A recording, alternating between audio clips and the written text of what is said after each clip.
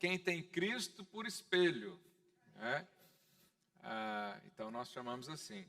Mas como é que eu e você saberemos se a nossa vida de fato é uma vida de religião ou de cristianismo? Você sabe, há frutos desse relacionamento, né? Todo relacionamento produz um fruto. Então, todo relacionamento produz ou tem sinais, né? Qual que é o sinal que você sabe que eu sou casado? Aliança no dedo. Então, o sinal de um cristão que nasceu de novo, qual é? O batismo.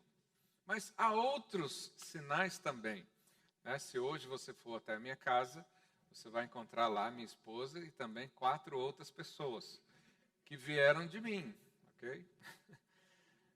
Isso são consequências de um relacionamento. E qual é a consequência de alguém se relacionar com Cristo? Ou quais são os sinais de alguém que, de fato, vive o cristianismo à maneira, né, da palavra de Deus? Você sabe que a religião, ela sempre está preocupada com mudanças exteriores, com o jeito de vestir, o jeito de falar, o comportamento humano.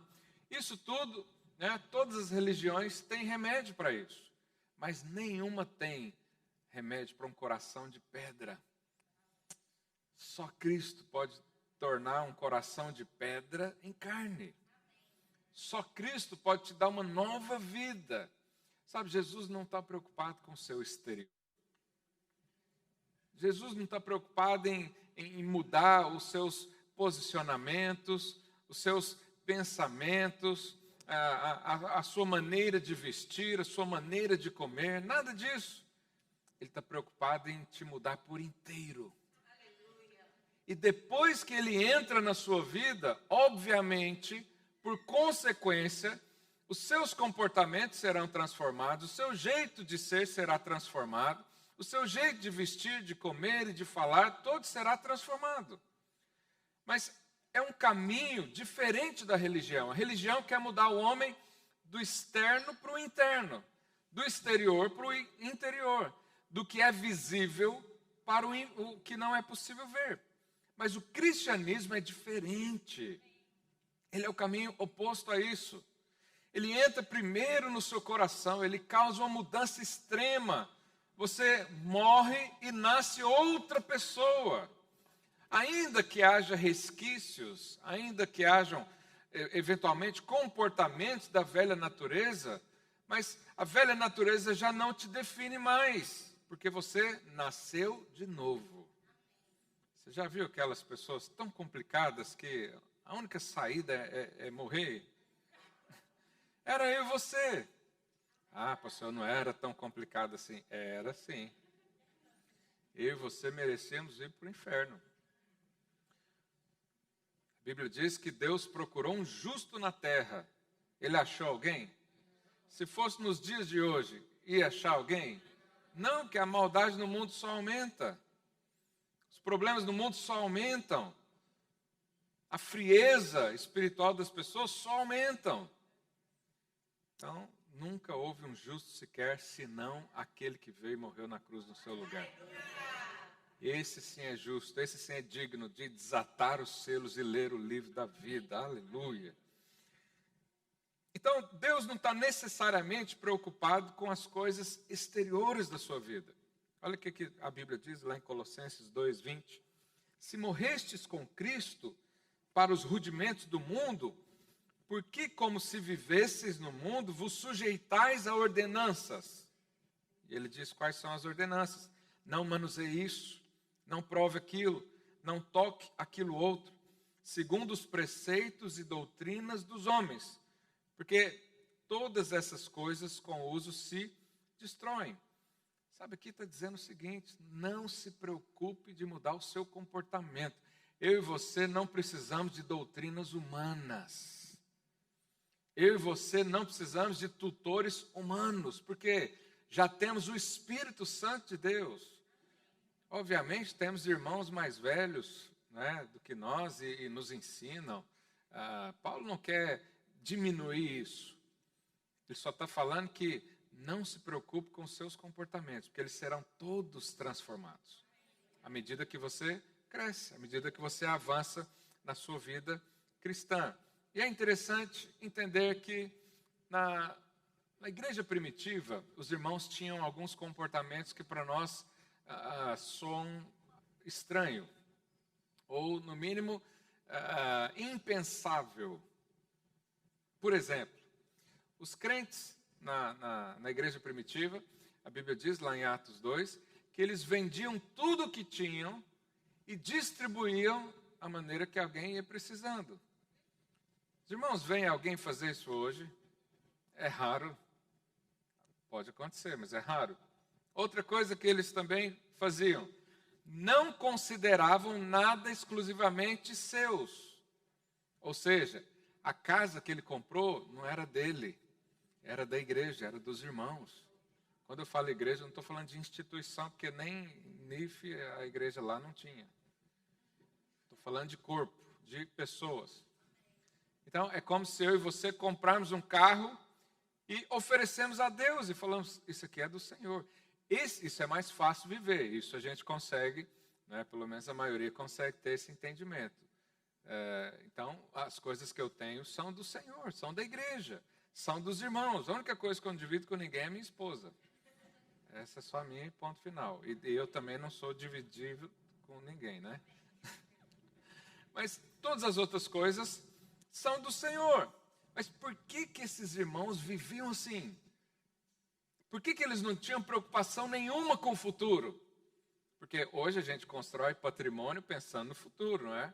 Não, vou comprar uma casa aqui, depois eu deixo para os meus filhos, ou para eu pagar menos na renda e coisa assim. A gente faz isso. Mas por que os irmãos da igreja primitiva não pensavam assim? Primeiro, porque eles aguardavam a volta de Cristo. Eles estavam ali com Jesus, Jesus foi levado aos céus, e um anjo apareceu e falou, da mesma forma que ele foi, ele também virá, voltará. Então eles falaram, mas o que nós vamos gastar tempo com a vida aqui, se Jesus vai voltar? A Bíblia sabe que nem Jesus sabe quando é que ele volta. Mas aqueles irmãos acharam que Jesus já iria voltar em seguida. Porque ele morreu na cruz, 3 dias depois, apareceu. O que eles pensavam? Bom, talvez daqui 3 dias ele volta, ou coisa assim. Mas a questão é que há um outro ponto aqui. Jesus, lá em Mateus 13, 45, diz assim, o reino dos céus é também semelhante a um que negocia e procura boas pérolas. E tendo achado uma pérola de grande valor, diga, pérola de grande valor, vende tudo que tem, vende tudo que possui e a compra. Esses irmãos não tinham apegos materiais, porque eles encontraram Cristo. Eles pensavam, o que eu vou gastar minha vida com coisas terrenas, se eu tenho Jesus? Não, eu vou investir tudo que eu tenho nisso. Vou viver para isso, vou falar disso, vou colocar essa pérola em evidência na minha vida, eu vou dizer para toda a gente, eu achei uma pérola de grande valor. Essa era a vida deles. E isso produzia esses frutos. Qual que era o fruto? Eles não se preocupavam com as coisas terrenas. Eles não viviam ansiosos por o que vai comer amanhã ou depois da manhã. Eles não estavam ansiosos porque veio a pandemia e pode acabar tudo, posso perder o emprego. Não, eles tinham Cristo. E Cristo era a única coisa que eles tinham. Sabe, existe tanta gente rica nesse mundo, mas que não tem Jesus. Então eles são pobres. Mas às vezes eu e você não temos muita coisa nesse mundo, para não dizer nada. Mas temos Cristo, então nós somos riquíssimos. Nós somos riquíssimos. Então o cristianismo é encontrar pérola de grande valor. Se isso ainda não aconteceu na sua vida, Vá para o Senhor, fala, Deus, eu quero ter essa experiência de negar tudo pelo Senhor. Sabe, eu vejo muitos jovens se convertendo, entregando a vida para o Senhor, e muitos deles querem abandonar tudo, né? Não, pastor, não quero nem fazer faculdade, eu quero só servir o Senhor. E a gente fala, não, faz faculdade sim, é importante para você. E prega o evangelho lá dentro, aproveita que você está lá por causa de um diploma, né? E leva coisas superiores também. Mas por que as pessoas fazem isso? Porque encontrou Jesus. Por isso, Jesus não pode ser só uma religião. Porque a religião só muda os usos e costumes. Não mudam o coração. A religião, ela pode converter os seus olhos, talvez. Mas jamais o seu coração. Isso só acontece com Cristo. E esse relacionamento, ele produz, então, resultados. Ele produz consequências. Não é? Você sabe, quando as pessoas se casam, um vai se moldando ao outro. Você já viu aqueles casais que parecem irmãos? Na prática não pode acontecer isso, ok? Mas eles são tão juntos que você vai chamar uma pessoa e você fala assim, sabe o fulano? Você fala, não, que fulano? Ah, o fulano da fulana. Né? Tem gente que você só conhece porque é o marido da pessoa, ou é a esposa do fulano, é ou não é? Porque estão juntos. Quando alguém olha para você, indispensavelmente eles vão ver Cristo na sua vida. Eles vão falar, quem é a Darcy? A Darcy é a pastora lá da...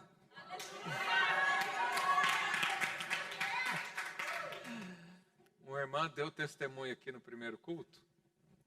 Ela partiu o pé e o osso dela foi esmagado. Você sabe, pé é uma das coisas mais complicadas, né, de se arranjar. E ela orou, o pessoal da célula orou. Ela tinha que fazer o exame do Covid para ser operada, então teve que ter uns 2 dias de espera. E os irmãos começaram a orar. E quando o médico veio chamá-la para fazer a cirurgia, ele percebeu algo diferente no pé dela. Não estava tão inchado. Ele falou, vamos repetir o exame só para ver, né, como é que está, para a gente organizar melhor. E o pé dela tinha esmagado. Esmagado significa quando o osso é comprimido em várias partes, né? E quando ele tirou o raio-x, o osso estava totalmente íntegro. Totalmente íntegro. Hã? Sim, agora vai repetir um outro exame, porque os médicos ainda acham que tem alguma coisa lá. Ela vai repetir daqui uns dias e vai voltar aqui para falar também. E Deus começou a fazer uma coisa tão tremenda na vida dela, que ela começou a pregar sobre isso. Ela não tem curso de maturidade no espírito, não foi nada disso. Ela só encontrou uma pérola de grande valor. E lá no trabalho dela, ela estava me falando ali na porta, no horário de refeição, tem lá mais ou menos 30 colaboradores, e tem uma TV que eles assistem coisas lá, e no primeiro dia depois que ela voltou para lá, ela desligou a TV e falou, todo mundo aqui vai ouvir falar de Deus agora.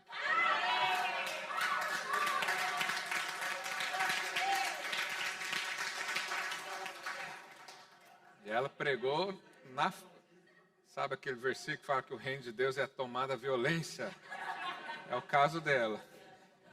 E ela estava me dizendo ali que ela era conhecida como, eu esqueci o nome dela, mas era Furacão. Era o apelido dela. Furacão. Então vocês já imaginam, né, como é que ela era. Diz que quando tinha um problema, chamava o furacão. Quando vinha alguém assim, muito nervoso, chamava ela, que ela colocava o nervoso no lugar. E agora, sabe o que tem acontecido? O povo está chamando ela de pastora. Então, já não é mais o furacão. E as pessoas estão espantadas. Como que mudou? Porque não é normal mudar algo assim do dia para a noite. Mas com Jesus sua vida nunca mais será normal. Não existe regras com o Senhor, não existe normalidade, não existe bom senso com Deus. Ele faz as coisas do jeito que Ele quer. Então, há sinais do nosso relacionamento com o Senhor, né? Lá em Mateus 7,15, Jesus disse, a partir do verso 20, assim, pois, pelos seus frutos os conhecereis. Aqui Jesus está falando de falsos profetas, né? Pessoas que enganam os outros. Ele diz, como é que uma árvore boa pode dar maus frutos?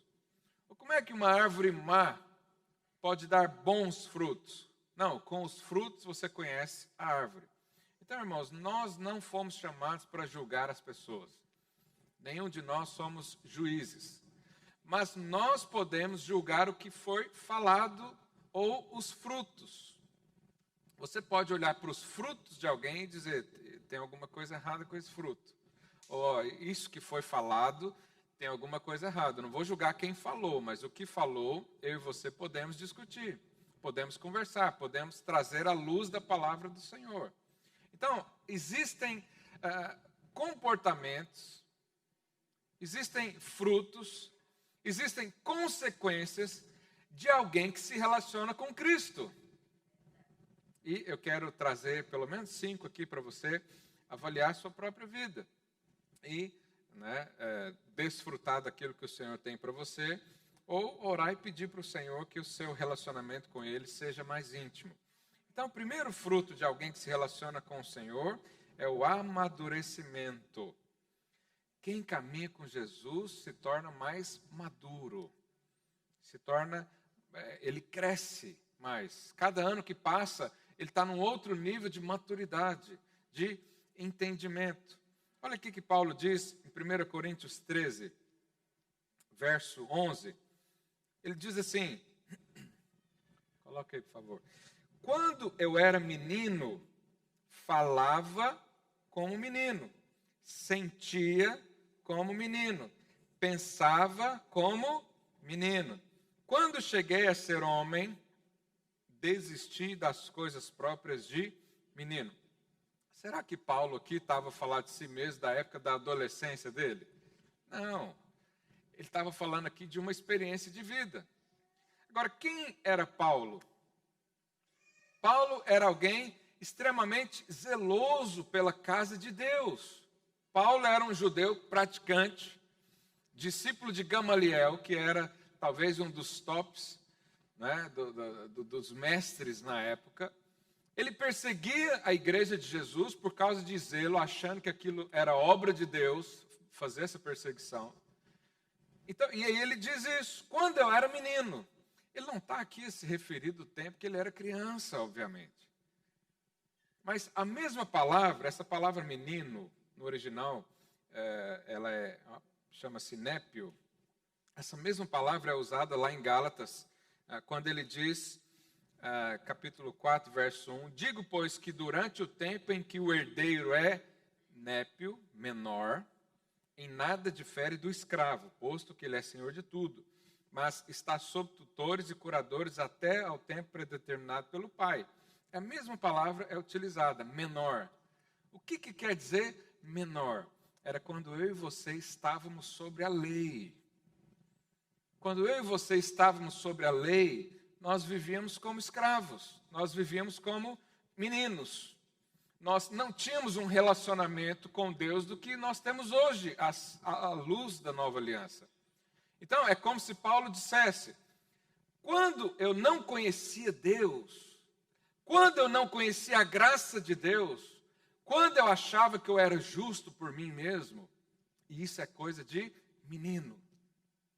Quando eu fazia assim, eu pensava como menino, eu agia como menino. Eu não sabia realmente o que eram as obras de Deus. Eu não conhecia Cristo, mas Ele mesmo em outros lugares diz, mas eu conheci a sublimidade de Cristo e considerei todas aquelas coisas como perda, porque conheci Cristo. E essa palavra aqui, em 1 Coríntios 13, quando ele diz, quando cheguei a ser homem, desisti das coisas próprias de menino, esse homem também é um sentido a palavra original que é aner, que ela também tem um sentido de alguém que está prestes a se casar, que é um noivo. Então ele diz: quando eu não conhecia Deus, quando eu achava que era bom por mim mesmo, quando eu estava sobre a lei, eu era menino, imaturo, não conhecia Deus. Mas agora que eu me tornei noivo de Cristo, agora que eu me apaixonei por Cristo, desisti das coisas de menino. Você sabe, uma das coisas que vai acontecer comigo, com você, é a maturidade cristã. A cada ano que passa, você se torna mais maduro. Mas não é necessariamente de conhecimento, mas é de experiências, de vida, de testemunho. A cada ano que passa, você cresce. Esse é um outro ponto que eu deixei aqui para falar com os irmãos. O crescimento. O crescimento faz parte de todos aqueles que andam com Cristo. É normal que a cada ano você esteja em posições diferentes. Que cada ano você tenha a alegria e o privilégio de testemunhar que os seus alvos foram alcançados. Eu todo ano, chego o final do ano, eu testemunho para os irmãos. Os alvos que eu coloquei lá em janeiro aconteceram todos. O ano passado, tinha um último alvo que eu não tinha conquistado. E eu conquistei ele dia 31 de dezembro. Testemunhei isso para os irmãos também. Sabe, nós crescemos, isso faz parte do relacionamento com Deus. É esperado de nós um amadurecimento, um crescimento. Eu tenho uma filha de 9 meses, Elisa Sofia, e ela agora está aprendendo a falar papá, mamã, e agora ela aprendeu a bater palma. Então, se você for lá em casa, eu vou te colocar em frente a ela, eu vou falar: filha, bate palma para ela ver. E ela bate palminha, todo mundo acha isso bonito, Que bom. Mas se eu trouxer o meu filho de 5 anos, o João Pedro, pôr ele no sofá e falar: filho, bate palminha para as pessoas verem. Isso vai ser o quê? Ridículo. Porque uma criança de 5 anos já aprendeu a bater palma faz tempo. Ou senão ele tem algum problema na cabeça, Se ele só sabe fazer isso. Então é normal da vida você crescer. É normal da vida alguém que anda com Deus ser mais cheio da presença do Espírito, ser mais cheio de dons espirituais, ter mais frutos do Espírito, Às vezes você se converteu agora, não sabe ainda se posicionar, mas ao longo do tempo, o Senhor vai te dando maturidade, crescimento, avanço.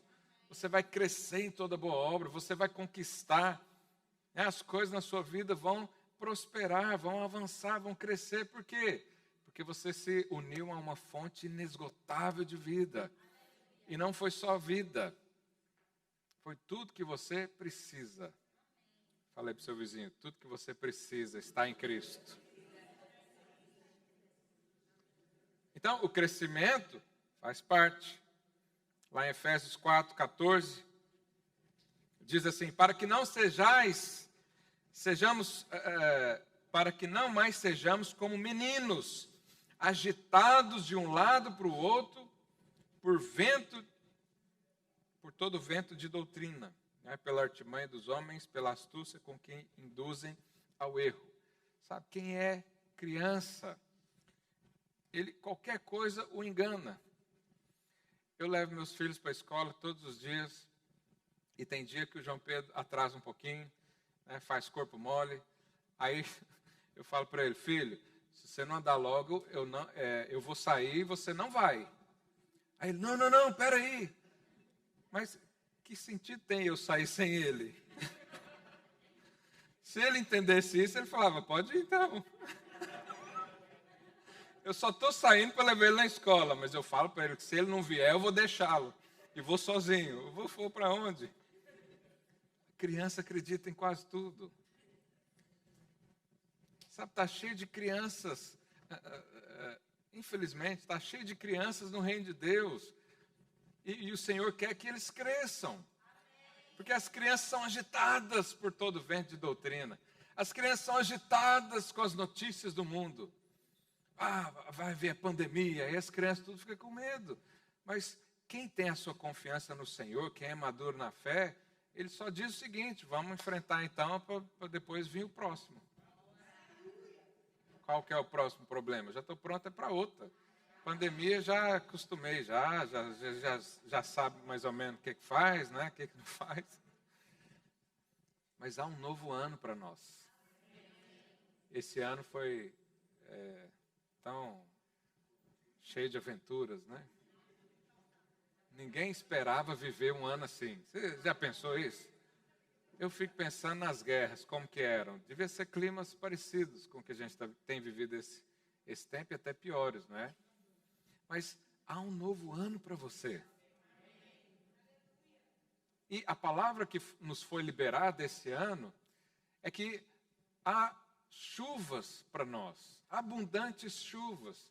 Eu digo para você, o ano ainda não finalizou. Deus tem chuvas para a sua vida. Deus tem chuva para a sua vida financeira, mas Ele também tem chuva para o seu casamento, para a sua situação profissional, para os seus documentos, para a sua família. A chuva está aí. Nós temos visto tantos testemunhos de pessoas que têm até enriquecido no tempo de crise. Porque não é o mundo que dita a nossa vida, mas é o Senhor. E quem vive o cristianismo, ele cresce, ele avança. Mas há uma outra característica, né, que quem vive no cristianismo tem. Jesus disse lá em João 15, verso 5, eu sou a videira, vós os ramos. Quem permanece em mim e eu nele, esse dá o quê? Dá um punhado de frutos. Dá um pouquinho de frutos. Não. Quem permanece em Jesus dá muito fruto. Irmãos, é impossível alguém se relacionar com Cristo e não ter frutos. É impossível. É impossível alguém estar ligado à videira como ramo e não aparecer fruto. Lá na minha casa tem um pé de, eu chamo mexerica, mas como é que é? Tangerina. Mandarina. Bom, cada um tem um nome, coitado, é sem identidade. E ela agora está cheia, e eu olho para os frutos, né? Quem quer vitamina C, vai lá em casa, de graça. Pode ir lá comer.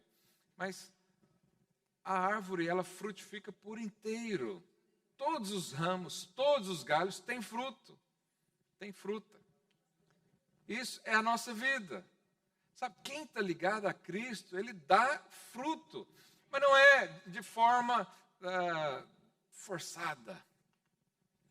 Eu não cheguei lá perto da árvore de tangerina e ela estava tremendo, fazendo força, gemendo assim para dar um fruto. Não, é o normal dela dar fruto. É o normal. Você não tem que fazer uma campanha, você não tem que fazer uma estratégia para ganhar gente. Não, é normal você dar fruto, é normal alguém encostar em você e ser abençoado. É normal alguém fazer amizade, visitar a sua casa e sair de lá com outro clima. É normal as pessoas olharem para você e falar, você tem um brilho diferente, você tem uma áurea diferente, qual é o seu signo? E você diz o quê? Meu signo é Jesus Cristo. É normal. É normal as pessoas te procurarem para abrir suas vidas. Porque elas sabem que em você tem algo diferente. Porque aqueles que creem do seu interior fluirão rios de águas vivas. Você é uma fonte de vida. Aleluia. Você é uma fonte de vida. É normal. Por isso eu vejo tantas pessoas, às vezes, criticando as igrejas que pensam em crescimento e falam de crescimento, né, e dizem, esse pastor só pensa em números. Depende. Se você está contando quem sai do inferno, eu só penso em números. Todo dia eu penso em números. Nós pensamos em números também. Ou quando o seu ordenado cai lá na sua conta, você não faz conta. Não, pastor, não ligo para número. Liga sim. Se acrescentar 2 zeros na frente aí do seu ordenado, você vai ficar chateado? Erraram na minha conta. Eu tenho 4 filhos, né? Todas as vezes que eu saio de carro, quando eu viro a esquina, eu olho para ver se os 4 estão lá dentro. Porque pode ser que eu esqueça um ou outro. Agora, se eu faço isso com os meus filhos naturais, eu vou fazer isso com você também. Eu vou contar quantas pessoas tem em cada célula. Eu vou contar quantas pessoas nós vamos batizar esse mês. Nós já temos quase 45 pessoas confirmadas para o batismo. Aleluia. Mas isso não tem mérito nenhum meu. É uma alegria nossa. Todo fruto que nasce é uma alegria nossa. Os céus fazem festa. Por que não vamos fazer também? A pessoa mais preocupada em números da vida é o Senhor Jesus, porque Ele morreu por todos. E nós nos alegramos. Você sabe, as igrejas, eu não quero falar mal de igreja nenhuma, mas existe uma realidade triste. Essas igrejas centenárias, né, que comemoram os seus 100 anos de fundação, com 30, 40 pessoas, isso não glorifica a Deus. Tenho que dizer isso para você. Porque olha o que Jesus disse, lá no mesmo capítulo de João 15, verso 8. Coloca o verso 8. Nisso é glorificado o meu Pai. Ou seja, nisso aqui nós damos glórias ao Senhor.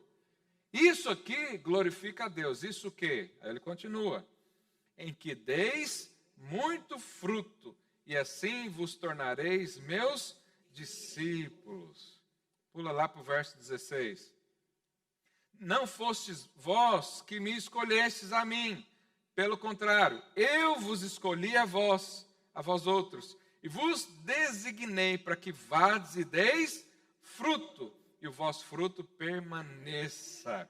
Então, isso glorifica a Deus. Quando você ganha uma pessoa para Jesus, você glorifica a Deus. Quando você evangeliza, quando você dá o seu testemunho para alguém, e Jesus diz, só assim você consegue ser meu discípulo. Quantos discípulos Jesus teve? 12 é a primeira escala. E os outros? Por causa dos outros, o evangelho chegou até mim e até você. Jesus teve muitos discípulos. Se nós somos como ele, quantos discípulos nós vamos ter? Não sabemos. Mas pelo menos um você tem que ter esse ano. Eu falo isso com a maior naturalidade, porque é consequência de um cristão crescer. Nós não colocamos peso nas pessoas no sentido, você tem que frutificar, você tem... Não, ninguém faz isso. Ou não deveria fazer. Porque o crescimento é algo totalmente espontâneo. Já faz parte do nosso ADN. E aí, às vezes, alguém fala, não, nós não temos que olhar quantidade, mas temos que ver qualidade. Irmão, quem define qualidade não é você, é o Espírito Santo. Eu não defino qualidade de ninguém, está no seu ADN. A qualidade de uma árvore está na sua semente. E quem produz a semente? Deus! Mas nós estamos preocupados com números. Nós estamos preocupados em povoar os céus. Nós estamos preocupados em que a nossa família se converta toda. Nós estamos preocupados em que toda a nossa classe se converta. Nós estamos preocupados que a nossa geração ouça sobre Cristo. Então, o frutificar é talvez a consequência mais comum e mais importante de um cristão. Crescimento, frutificação. Sabe, então, não lute contra isso. Não aceite ensinamentos contra isso. Porque o próprio Jesus disse, você quer glorificar o Senhor? Dá fruto para Ele. Encha a sua aljava de filhos. Eu já enchi, tanto natural como espiritual. Mas isso é bênção. Isso é prosperidade, isso é crescimento, isso é cristianismo. Você sabia que o cristianismo conseguiu conquistar todo o mundo conhecido da época? Talvez até chegou aqui em Portugal, na época de Jesus, né, quando fala confins da terra. Se você pegar de Jerusalém para o ocidente, confins da terra seria onde? A Península Ibérica, Portugal. Era um mundo conhecido. Outro dia a gente fala sobre isso, geografia. Eu vi um irmão falando isso, eu achei interessante. Mas nós estamos aqui para fazer o quê? Você é cristão por quê? Será que é só para ser salvo do inferno? Isso é muito pouco. Isso é muito pouco. Jesus é o nosso rei. Isso significa que há um governo. Isso significa que há um lugar para nós reinarmos com Ele. E eu vou chamar a equipe de louvor aqui. Nós precisamos... Cadê o... Nós precisamos orar agora para nós encerrarmos. Infelizmente não temos mais tempo para continuar com a palavra do Senhor. Mas um último texto que eu quero ler para você, 2 Timóteo 2, verso 1, diz assim: Tu, pois, filho meu, fortifica-te na graça que está em Cristo Jesus. Presta atenção aqui no versículo 2. E o que de minha parte ouviste, através de muitas testemunhas, isso mesmo transmite a homens fiéis e também idôneos para instruir a outros. O que é um homem fiel?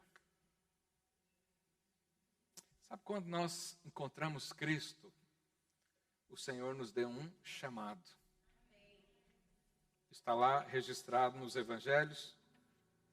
Em Marcos, capítulo 16, verso 15, ele diz: E disse-lhes, ide por todo o mundo e fazer o quê? Turismo. O quê? Prega o Evangelho. Pastor, eu quero fazer turismo. Faz pregando o Evangelho. Pastor, eu quero conhecer o mundo. Vai para o mundo inteiro. Prega o Evangelho. Esse é o chamado de Deus para a sua vida. Vai para o seu trabalho, prega o Evangelho. Vai lá na sua família, prega o Evangelho. Vai nas suas redes sociais falar alguma coisa, fala do Evangelho. Esse é o chamado de Deus para todo crente. E aí, esse mesmo contexto, no outro prisma, lá em Mateus 28, 19, é o mesmo contexto. Ele diz, ide, portanto, fazei discípulos de todas as nações, batizando-os em nome do Pai, do Filho e do Espírito Santo. Verso 20, ensinando-os a guardar todas as coisas que vos tenho ordenado. Então Jesus nos deu uma comissão. Jesus nos deu um propósito. Aquele que é chamado cristão é aquele que responde a esse chamado. E qual que é o chamado? Pregar o Evangelho, fazer discípulo em todas as nações, batizar em nome do Pai, do Filho e do Espírito Santo, e ensinar a guardar tudo que Jesus ensinou. Isso é tudo que nós fazemos. Por que estamos reunidos na célula toda semana? Para anunciar o Evangelho. Por que fazemos às vezes reuniões extras de discipulado? Para fazer discípulos. Por que fazemos o culto aqui toda semana? Para ensinar o que Cristo falava. Tudo é sobre Ele. Sabe, eu quero nesse dia despertar você para ser um cristão cheio de frutos, para ser alguém que tem coisas para mostrar para o Senhor, não para os homens. A gente não precisa mostrar nada para ninguém. Você não precisa prestar conta da sua vida para o seu vizinho aí, embora a gente ande em unidade. Mas um dia, todas as nossas obras, todos os nossos dias, todo o nosso tempo será julgado pelo Senhor. E pior coisa do mundo é saber que você perdeu tempo. Você tem uma coisa desagradável na vida, é você ficar numa fila, chegar lá e não resolver nada. Mas imagina se você passa a vida toda servindo a Deus da sua maneira e chega lá, Deus fala o quê? Não te conheço, não sei o que você estava fazendo. Essa não era a minha obra. Sabe, mas eu e você temos sido enriquecidos da palavra, o Senhor tem nos despertado. Quero dar um desafio a você para esses dias. Deixa Cristo se manifestar através de você. E você vai ver os resultados disso. Você vai ver os frutos disso. Você vai ver a alegria que é ser usado por Deus. Você vai ver a alegria que é dar um testemunho. Porque essa é a manifestação daquele que tem Cristo no coração. Eu queria orar nessa manhã por você, para nós encerrarmos. Fique de pé no seu lugar. Se você tem o desejo, de responder esse chamado, é um chamado de vida. Não é uma estratégia evangelística, não é para um tempo determinado, é para toda a sua vida. Nós somos uma fonte a jorrar nessa terra. Nós somos uma fonte a jorrar aonde você estiver. E nós vamos mostrar que nós temos Cristo, que nós somos casados com Ele, que nós amamos a sua vinda, que nós o desejamos, que nós vivemos para Ele, que Ele é a grande pérola que nós temos de grande valor, que Ele é tudo que nós temos, porque Jesus é o nosso Rei, Ele é o nosso Senhor. Vamos cantar isso enquanto você ora ao Senhor.